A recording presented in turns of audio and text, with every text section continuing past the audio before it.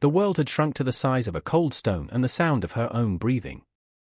They had said the words, sharp and quick like stones thrown at a stray dog. Too slow. Too much to carry. Too chubby to keep up. The words echoed the rhythmic crunch of their footsteps fading into the grey dusk, leaving her alone with the vast, indifferent plains. Maeve cried, but the wind stole the sound, a quiet, desperate grief that produced no warmth. She drew her knees to her chest, the worn fabric of her dress a poor defense against the chill that seeped up from the earth itself. She was a burden shed, a piece of unwanted luggage left by the trail. The sky bruised from purple to black, and the first star appeared, a tiny, merciless diamond. It watched her without pity.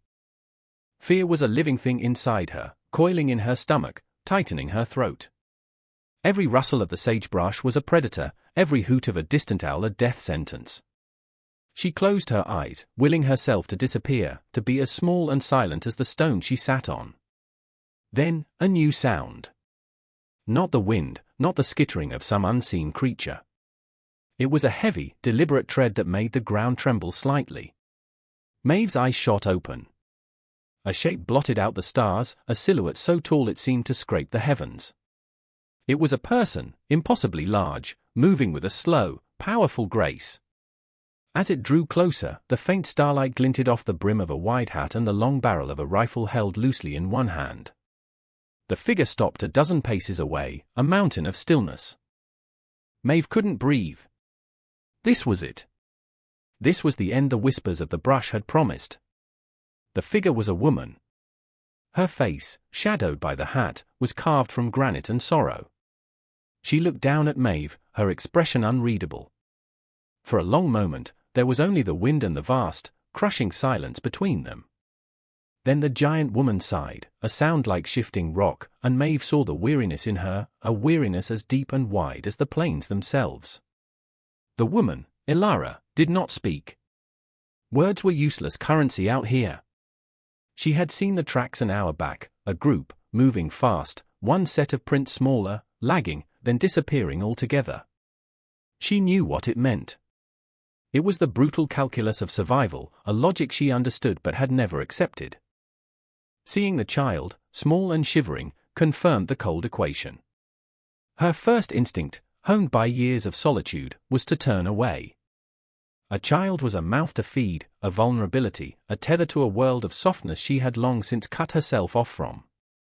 But the girl's silent weeping, a tremor that shook her small frame without a single sound escaping her lips, snagged on something deep inside Ilara, a rusted hook she thought had dissolved long ago. She unslung her water skin, the movement slow, deliberate, so as not to spook the girl further. She knelt, a difficult, creaking motion for a woman of her size, and held it out. Maeve flinched, her eyes wide with terror. Ilara simply waited, her patience as immense as her frame. Finally, hesitantly, Maeve crawled forward and took a shallow, desperate sip. Ilara then broke off a piece of dried meat from a strip in her pocket. It was tough and salty, but it was food.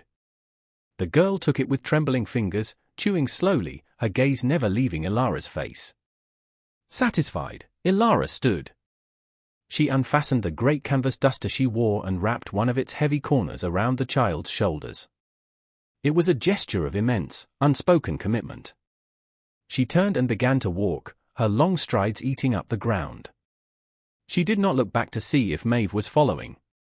She knew she would be. For Maeve, the world had transformed again. It was now the back of a dusty coat, the smell of leather and wood smoke, and the steady, rhythmic thump of giant boots on the hard-packed earth, a sound that was not an ending, but a beginning. They made camp as the moon climbed, a sliver of bone in the ink-black sky. Ilara moved with an economy born of endless repetition. She chose a shallow depression between three leaning boulders, a natural windbreak. Maeve huddled where she was told, watching as Ilara gathered scraggly mesquite wood, her large hands breaking thick branches with a dry snap that echoed in the quiet.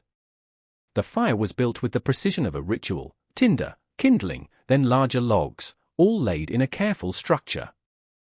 When the flint struck steel, the spark that leaped into the tinder was a sudden, miraculous birth of light and warmth in the overwhelming dark. Maeve crept closer, drawn to the flickering heat, the way the flames danced and threw monstrous, shifting shadows against the rocks. The fire was a circle of safety, a fragile bubble in an ocean of cold and danger. Elara said nothing. She set a small, soot-blackened pot by the flames, adding water from her skin and a handful of dried beans. The smell of them cooking was the first truly hopeful thing Maeve had experienced in what felt like a lifetime. Elara divided the meager meal onto 2 tin plates, giving the slightly larger portion to the girl. They ate in silence, the only sounds the crackle of the fire and the whisper of the wind over the rocks. Later, when Maeve was curled under the heavy wool blanket Elara provided, pretending to be asleep, she watched the tall woman through slitted eyes. Elara sat staring into the flames, her rifle across her knees. Her face, illuminated by the firelight, was a mask of profound loneliness. A thought, unbidden, surfaced in Elara's mind, the weight of a small body, curled against her side. A memory of a different child, a different fire. She pushed it down, deep into the cold, dark place where such things lived, and focused on the horizon, her eyes scanning the darkness for threats she knew were always there. The sky had been clear when they bedded down, a canopy of cold, distant stars. But the weather of the plains was a fickle, violent thing. Elara woke to the smell of rain on dry earth, a scent that carried an immediate warning. The wind had turned, now howling through the rocks with a low, mournful voice. Within minutes, the first drops fell, fat and heavy, sizzling in the embers of the dying fire. Then the heavens opened. It was not rain, but a deluge, a solid sheet of water that turned the ground to slick mud and threatened to drown the world. A low rumble in the distance grew rapidly to a deafening roar. Up, Elara's voice was a sharp command, cutting through the storm's fury. Now! She didn't wait for Maeve to obey. She scooped the girl up with one arm, blanket and all, grabbed her pack with the other, and began to climb. The shallow depression that had been their camp was already a swirling pool of brown water. Elara moved with terrifying speed and certainty, her boots finding purchase on rocks Maeve couldn't even see. The roar was upon them, the sound of 1,000 galloping horses. A wall of churning water, carrying branches and debris, surged through the wash below them, feet from where they had been sleeping. Elara found a narrow ledge under a deep rock overhang, barely a shelf, but it was dry. She pushed Maeve into the back, shielding her with her own body as the storm raged. Maeve was shaking, not just from cold but from stark terror. The sheer, raw power of the flood was overwhelming. Without thinking, she buried her face in Elara's damp duster, her small hands clutching the thick fabric. Elara froze for a heartbeat, the unexpected contact a shock to her system. Then, slowly, she wrapped her arm more securely around the child, pulling her close. The shivering lessened. In the cold, violent dark, pressed together against the stone, a silent pact was forged, sealed not with words, but with shared warmth against the indifferent fury of the world. The dawn broke pale and bruised over a landscape scoured clean. The floodwaters had receded, leaving behind a new topography of glistening mud and tangled debris. A thin, cold mist clung to the ground, making the world feel hushed and fragile. They built a new fire, a smoky, sputtering thing that fought against the dampness of the wood. Their clothes, laid out on the rocks, steamed in the weak morning sun. Maeve sat huddled in her blanket, watching Elara meticulously clean her rifle. The woman's hands were large but surprisingly deft as she disassembled the weapon, wiping each piece of metal with an oily rag, her movements methodical, comforting in their consistency. The silence was absolute, broken only by the click of metal on metal. Elara worked, her mind sorting through the new reality. The flood had been a close thing. Too close. The child was a responsibility that weighed more than any pack. She glanced at Maeve, a small, still figure against the vast, empty backdrop. She felt a need to know, to understand the cruelty that had put her there. "They leave you?" Elara's voice was low, rough with disuse, not much more than a gravelly whisper. She did not look up from her work. Maeve startled, the question so unexpected. She looked at the tall woman, at the concentration on her face. After a long moment, she gave a small, jerky nod. Elara paused, sliding the bolt back into place with a satisfying snick. She kept her eyes on the rifle. "Why?" The word was barely spoken, almost carried away by the breeze. Maeve swallowed. Her throat was tight, her voice a forgotten instrument. She tried once, a dry, clicking sound. She tried again, forcing air past the knot of grief and fear. Slow, she rasped. The word came out broken, a tiny shard of her pain offered up into the quiet morning. Elara did not react, did not offer pity. She simply nodded once, a gesture of grim, complete understanding. It was enough. 2 days later, the stark outline of a building broke the monotony of the horizon. It was a sod house, slumped and weathered, looking as if it had grown from the earth itself and was now slowly sinking back into it. A thin curl of smoke rose from a crooked chimney pipe, a sign of life, which meant a sign of danger. Elara slowed her pace, her hand resting near the butt of her pistol. She motioned for Maeve to stay close, to walk directly in her shadow. As they approached, a figure emerged from the low doorway, leveling an old, long-barreled shotgun. The man was thin as a rail, his face a mask of suspicion beneath a wild beard. His eyes, pale and washed out, darted from Elara to the small shape hiding behind her. He was the plains-made flesh, wary, hard, and unforgiving. He was a reflection of Elara, or what she had been, a self-sufficient island in a hostile sea. That's far enough, his voice was a dry rustle. Just pass in, Elara said, her tone even. So your smoke? Wondered if your well was deep. If it was a cautious probe, an offer of non-aggression. It's low, the man grunted, not lowering the gun. Everything's low, Elara gauged him. He was alone. Desperate, maybe, but not suicidal.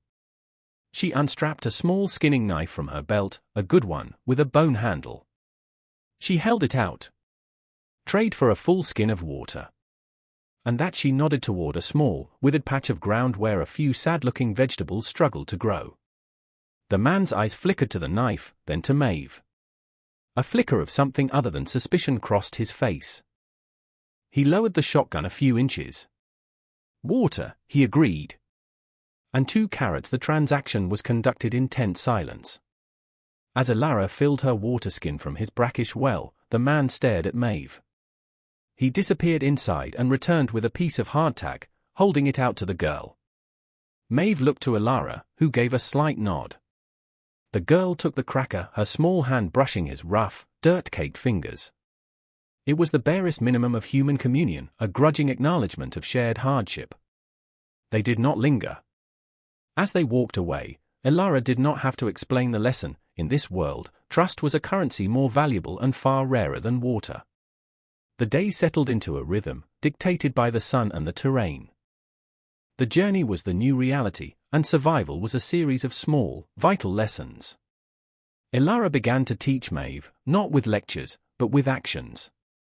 She would stop and point to a set of tracks in the dust, coyote, deer, rabbit, her finger tracing the shape until Maeve nodded her understanding. She showed her which plants had roots that held water, which berries were poison, and which dry grasses made the best tinder. It was a language of gestures and quiet demonstration. Elara's affection was practical, her care expressed through the transfer of knowledge. She was not making the girl a companion, she was making her a survivor. One afternoon, as Elara worked on a snare, her large hands expertly twisting sinew, she handed a length of cord to Maeve. "Braid it," she said. Maeve fumbled at first, her fingers clumsy. But she watched Elara's hands, mimicking the over-under motion, her brow furrowed in concentration. She worked for nearly an hour, her braid uneven and lumpy, but she did not give up. When she was finished, she held it out to Elara. Elara took the cord, tested its strength between her fists, and gave a single, approving nod. That small gesture of validation warmed Maeve more than any fire. She began to anticipate Elara's needs, gathering the perfect, feather-like kindling before they made camp, spotting a patch of edible greens Elara had missed. From Maeve's perspective, each new skill was a plank nailed over the hole in her self-worth. She was not slow. She was not a burden. She could make cord. She could find water. She was learning the shape of this new life, and her hands, once soft and useless, were becoming as capable and calloused as the world around them. They were in the broken hill country, a maze of arid gullies and rock-strewn slopes, searching for a spring Elara believed should be nearby. She had left Maeve in a small, sheltered alcove, shielded from view. "Don't move," she had commanded, her voice low. "Don't make a sound." Elara moved up the ridge, her senses on high alert. The silence here was different, it was watchful. A faint scent on the wind, musky and feral, set her nerves on edge. She saw it then, a flicker of tawny movement on the rocks opposite the alcove. A mountain cat, sleek and patient, its gaze fixed on the spot where she had left the child. Its body was coiled, a spring of deadly potential. Elara froze, slowly raising her rifle, but the angle was wrong. A jutting rock obscured a clear shot. The cat began to move, a silent, belly-to-the-ground stalk, using the terrain to circle around toward Maeve's hiding place. Panic, cold and sharp, lanced through Elara. She was too far away. She couldn't get a shot without revealing her own position and potentially spooking it into a charge. Down in the alcove, Maeve felt the change in the silence. A pebble skittered down the rock face nearby. She peered out and saw the cat. Fear seized her, rooting her to the spot. Her first instinct was to scream, to shrink back into the shadows. But then Elara's lessons flooded her mind, the way animals reacted to sudden noise, the importance of distraction. Her hand closed around a sharp-edged rock at her feet. It was a desperate, foolish idea. But doing nothing felt worse. As the cat gathered itself to spring, Maeve rose on her knees and threw the rock as hard as she could. It sailed wide, clattering against the canyon wall well away from the cat, but the sudden movement and noise were enough. The predator flinched, its head whipping toward the sound for a single, fatal second. It was the opening Elara needed. The rifle's report cracked through the canyon, a definitive, final sound. The cat crumpled. When Elara scrambled down, she looked at Maeve, not with anger for disobeying, but with a new, profound respect. The girl had not just survived, she had fought back. That night, they found a deeper cave, a true shelter that felt almost like a home. The fire burned brightly, its light contained by the rock walls, creating an illusion of warmth and absolute safety. The skinned cat would provide meat for days, its pelt a valuable source of warmth. The immediate threat was gone, replaced by a quiet sense of shared victory. Elara was stitching a tear in her duster with an awl and sinew, her movement slow and rhythmic in the firelight. The rhythm of their shared tasks had become a comfort, a non-verbal conversation. Maeve watched her, feeling a strange new confidence blooming in her chest. The fear was still there, a permanent resident in the back of her mind, but it no longer had complete control. She had faced it and acted. The silence in the cave felt different, not empty, but full of unspoken understanding. She let a question surface, one that had been hovering for days. "You have won," she asked, her voice small but clear. Elara's hand stilled, the awl pausing mid-stitch. The question hung in the warm air, simple and direct. Elara knew what she meant. She did not look up from her mending. "Yes," she said, the word costing her more than Maeve could ever know. The silence that followed was heavy with the weight of that single admission. Maeve waited, then asked the inevitable follow-up. A boy, the statement was flat, devoid of emotion, yet it carried a universe of loss. "Where is he?" Maeve whispered, leaning forward slightly. Elara finally looked up from her work. Her eyes, in the flickering light, were hollowed-out things, windows into a vast, empty room. "With his mother," she said, her voice rough, final. It was a wall, built of 2 words. It was an ending. Maeve understood. She knew the sound of finality. She recognized a grief too large to be spoken of. Without thinking, she reached across the small space between them and laid her small, calloused hand on Elara's forearm. It was a simple touch, a child's gesture of comfort, but in the firelit cave, it was a profound act of healing, a quiet acknowledgement of the ghosts they both carried. The landscape began to change, softening at the edges. The harsh, rocky plains gave way to rolling hills dotted with stubborn, windswept trees. The air felt heavier, holding the promise of distant water. The journey continued, but its nature had fundamentally shifted. They were no longer a woman of granite and a silent, broken child.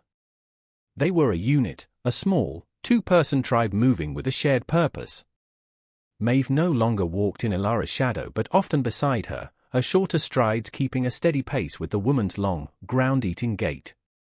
Sometimes she would point, her voice gaining strength each day. "Hawk," she'd say, and Ilara would look up and nod. "Rabbit," she'd whisper, spotting the flicker of ears in the tall grass before Ilara did. Inside Ilara, the frozen core of her grief had not vanished, but it no longer dominated the entirety of her inner world. The constant, practical needs of the child, teaching her, protecting her, feeding her, had forced new growth around the desolate crater of her past. The future was still an unknown territory, a vast, unmapped expanse, but the thought of facing it no longer filled her with the same hollow dread. It was a challenge to be met, not a sentence to be endured. One evening, they reached the crest of a high ridge. Below them, a valley unfolded, greener than anything they had seen for months. A river, a silver ribbon in the fading light, snaked its way across the valley floor. The setting sun painted the clouds in hues of orange and deep violet, a spectacle of impossible beauty after so much unrelenting grey and brown. They stood together, side by side, watching the day end. Ilara felt a small hand slip into her large, calloused one. She looked down at Maeve, whose face was turned toward the valley, her eyes wide with a quiet, resilient hope. Ilara squeezed the hand gently. The road ahead was long, and its dangers were many. But for the first time in a very long time, she was not walking it alone.